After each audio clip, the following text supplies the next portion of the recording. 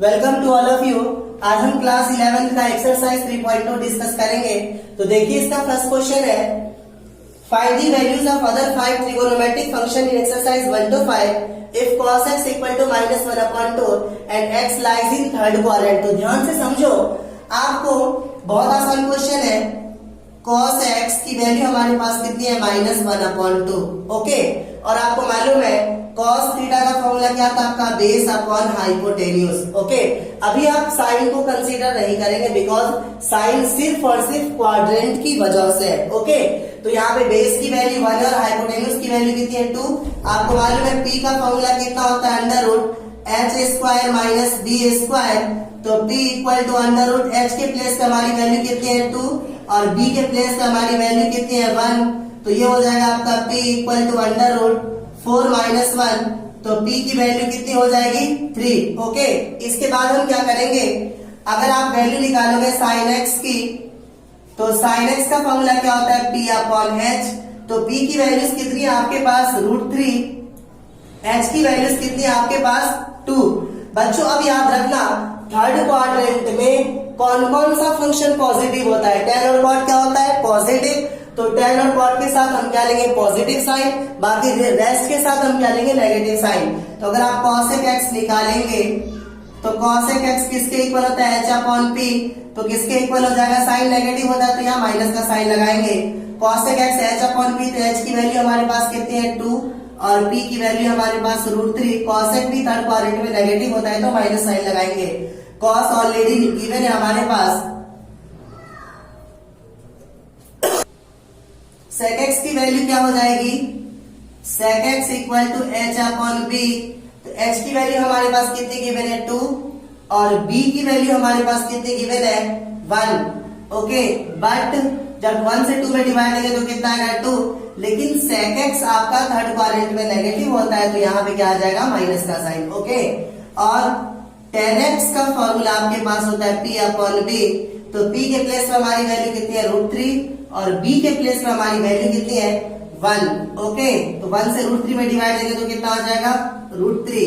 और tan x third quadrant में क्या होता है, पॉजिटिव, इसलिए ये क्या हो जाएगा, पॉजिटिव।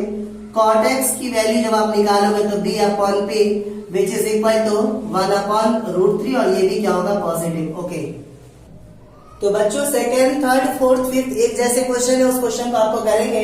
6 क्वेश्चन आपका साइन 765 डिग्री। तो देखिए इसकी वैल्यू निकालने के लिए हम क्या करेंगे, 90 से डिवाइड देंगे।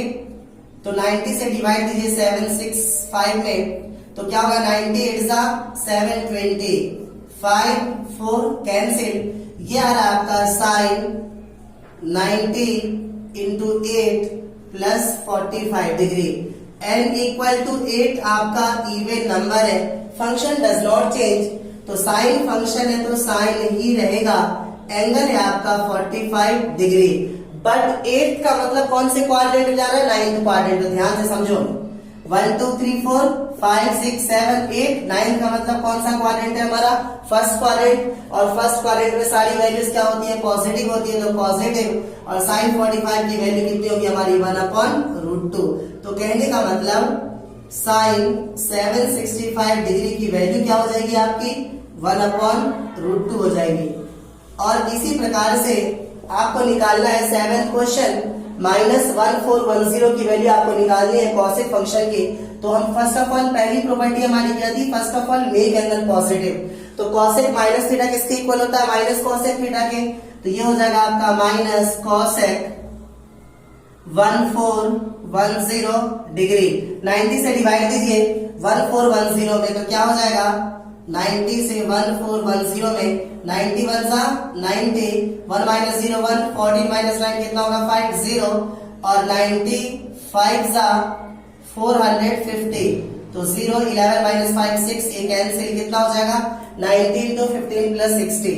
तो माइनस कॉसेक 90 into 15 प्लस 60। और 15 is an odd number, n equal to 15 as a odd number, so cosec function किस में चेंज हो जाएगा, sec में। तो माइनस sec, और ये क्या हो जाएगा, 60 डिग्री। अब हम बात करेंगे 15 का मतलब कौन से क्वाड्रेंट में जाएगा, 16 में। तो समझो 4 8 12 13, 14, 15, 16 का मतलब कौन सा क्वाड्रेंट? Fourth quadrant. और फोर्थ क्वाड्रेंट में कॉसेक फंक्शंस क्या होगा आपका? नेगेटिव होगा। तो इस पूरे में क्या हो जाएगा? एक और माइनस साइन आ जाएगा, तो माइनस और माइनस मिल के क्या हो जाएगा? प्लस। और सेक 60 की वैल्यू क्या होती है? 2। तो कहने का मतलब कॉसेक -1410 की वैल्यू किसके इक्वल होगी? +2 के। ओके बच्चों, 8 क्वेश्चन है हमारा 10 19 पाई अपॉन 3। आप इस क्वेश्चन को फर्स्ट ऑफ ऑल डिग्री पे चेंज कीजिए, तो क्या हो जाएगा? 10 19 इंटू 180 अपॉन 3। पाई की वैल्यू हमारी कितनी होती है? 180 डिग्री। 3 के टेबल में 60 पे जा रहा है, तो 10 19 6 कितना हो जाएगा? 114 पे 10। ओके, अब 90 से डिवाइड दीजिए, 90 से डिवाइड दीजिए 1140 में 91 जा 90, 4 11 माइनस 9 2 0 और 93 जा कितना होता है? 270 ज्यादा हो जाएगा, तो 92 जा 180, 0 6 कैंसिल, तो कितना हो जाएगा? 10 19 to 12 प्लस 60 डिग्री। और 12 का मतलब even number, function does not change. तो 10 है तो क्या रहेगा? 10 ही रहेगा। एंगल हमारा कितना है? 60 degree, but it is going into 13th quadrant, तो क्या होगा? 4 8 12। अगेन 13 कौन सा होगा हमारा? First quadrant. फर्स्ट क्वाड्रेंट में सारे रेशियोज पॉजिटिव होते हैं, तो यहाँ भी क्या हो जाएगा? पॉजिटिव। 10 60 की वैल्यू क्या होती है? √3। तो कहने का मतलब 10 19 पाई बाई 3 की वैल्यू क्या हो जाएगी? +√3। इसी प्रकार से 9th क्वेश्चन हम देखेंगे।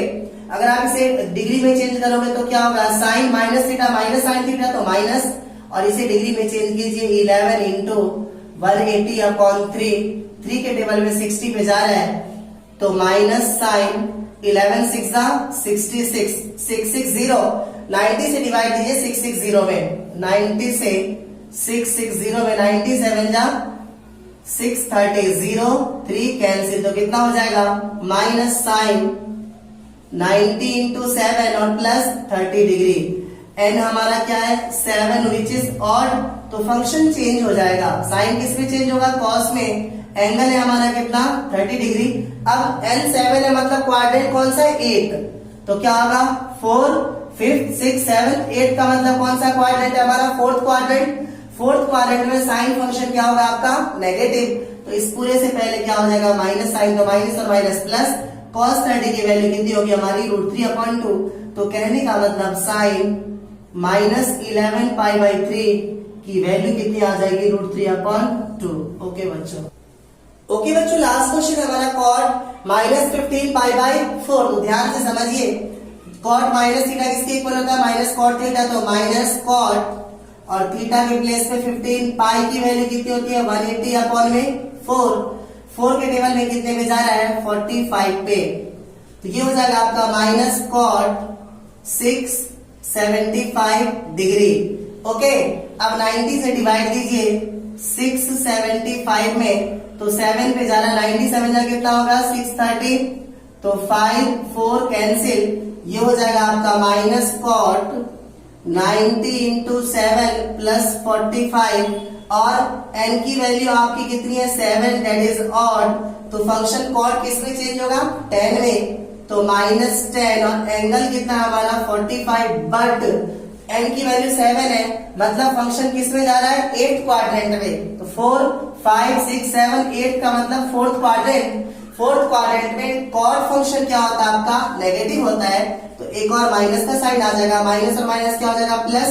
1045 की वैल्यू कितनी होती है? 1।